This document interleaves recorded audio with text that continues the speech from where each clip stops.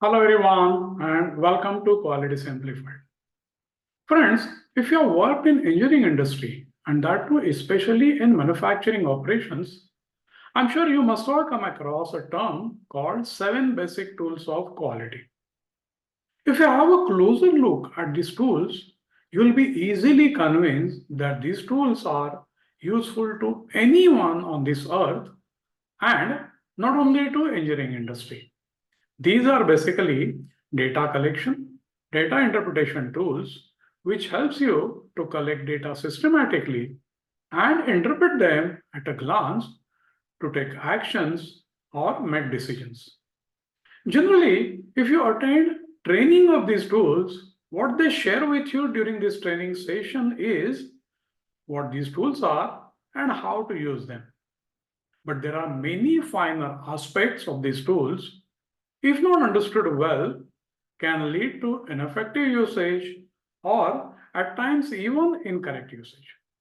Similarly, which tool is to be used where, when, depends on the purpose you have in mind, which could be data collection alone, data interpretation, data analysis, decision making, or even presentation. In this video, I'll be touching most widely used tools to discuss the finer aspects.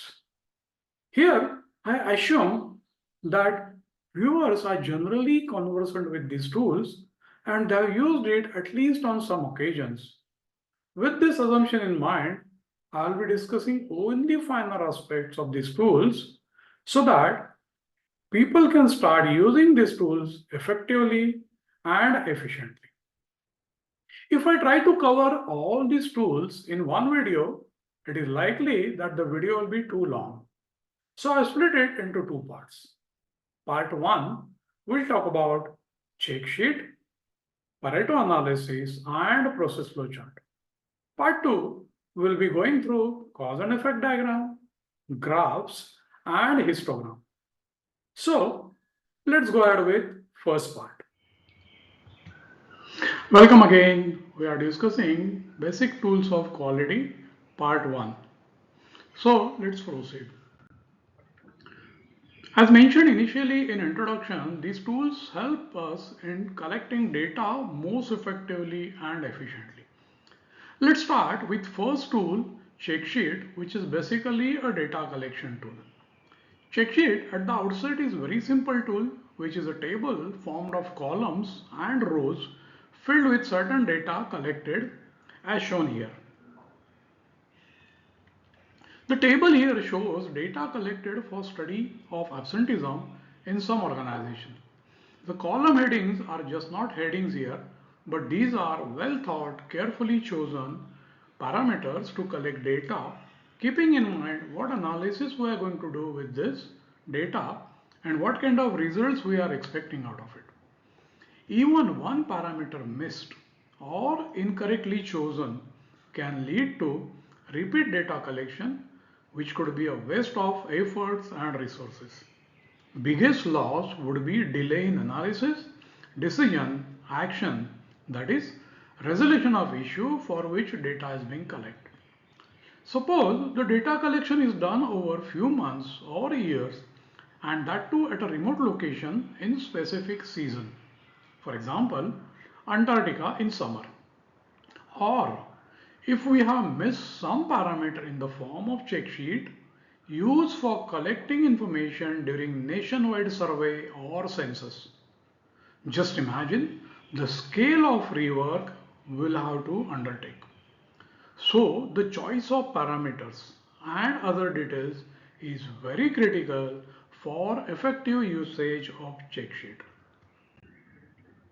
While designing check sheet, it's not only choice of parameter which is critical, but also we need to deliberate enough to decide on what data will be collected and why, the reason for data collection, who will collect the data, when the data will be collected, where the data will be collected, what process, how the data will be collected. Will the data collection take place in one go or it will happen in stages?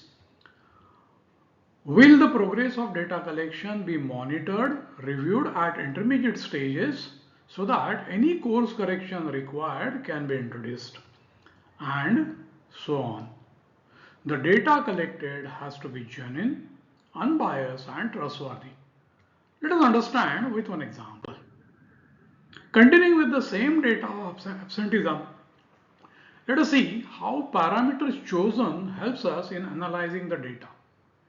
Initially, you may think of collecting information of date and a number of persons absent on that date.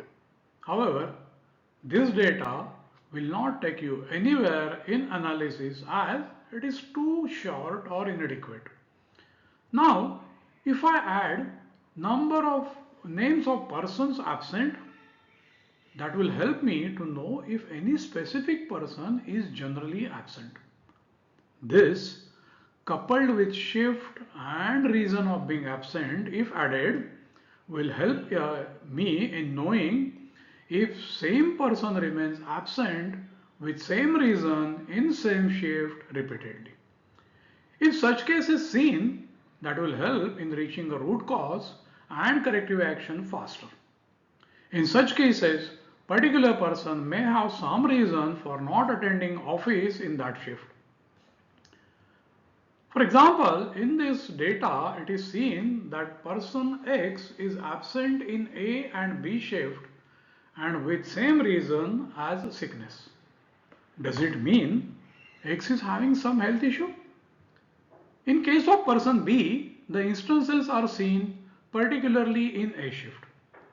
Does it mean his absenteeism has got something to do with A shift specifically?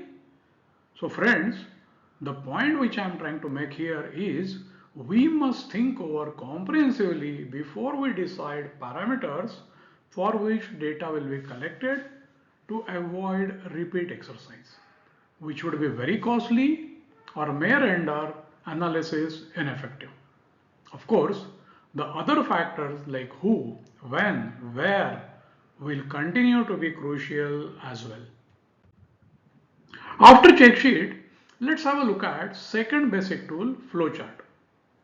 It's a pictorial representation of how information, material, energy, people, task, etc. will flow through various stages of process to convert input to output.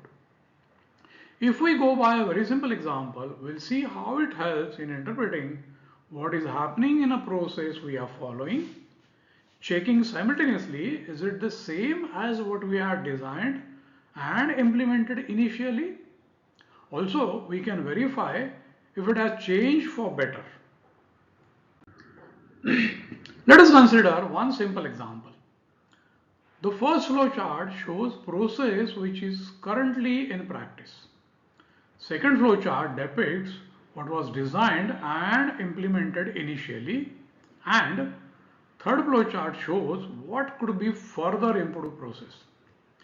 In first flow chart, we see raw material once received is being taken to stores first and then it is issued to machine shop. Once processed, it is again taken to finished parts checking area and checked for quality compliance.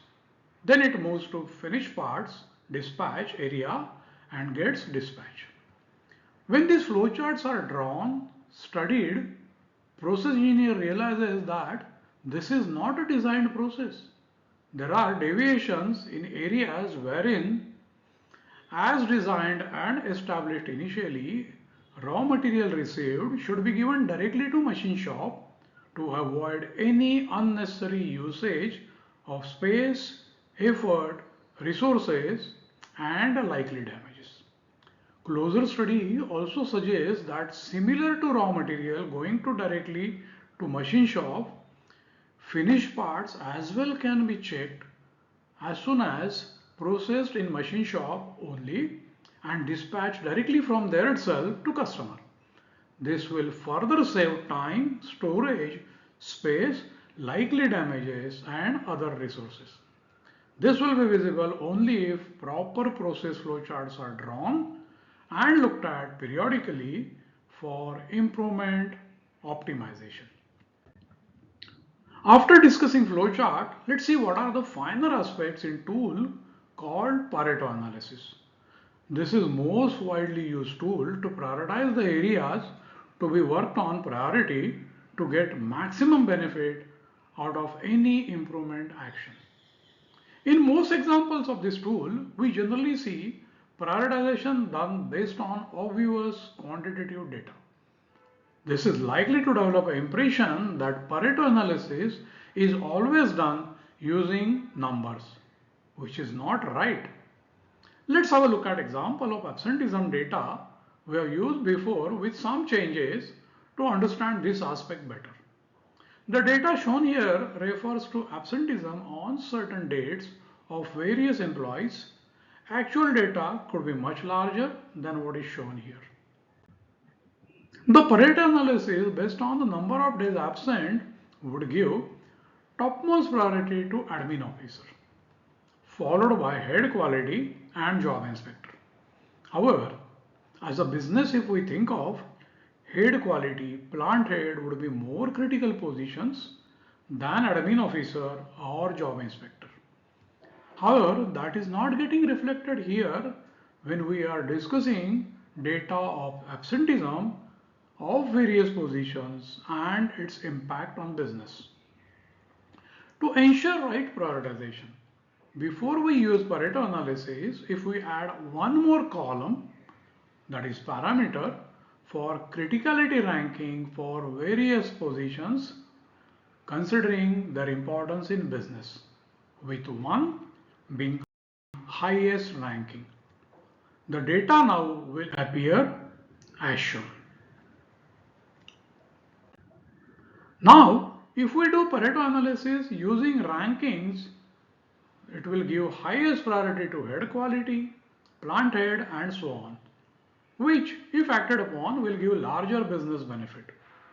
So this example reveals that Pareto analysis using 80-20 principle based on only quantitative data may not be always relevant.